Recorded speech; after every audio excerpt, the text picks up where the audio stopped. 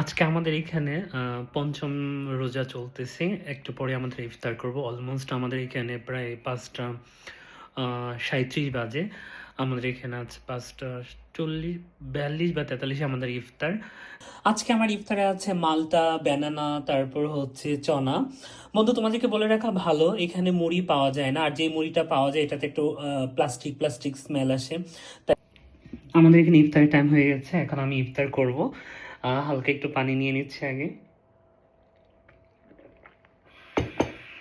তারপর হচ্ছে মালটা খাবো। খেজুর আজকে আমার এখানে খেজুর নেই, কারণ খেজুর আনতে আমার যাওয়ার সময় ছিল না। কালকে আশা করি খেজুর অ্যাড হবে। আহ,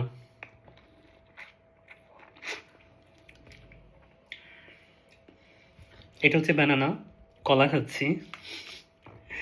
আমি ইফতার করার সময় বাংলাদেশে খুব মিস করি, কারণ আমি যখন ঢাকার বাসায় থাকতাম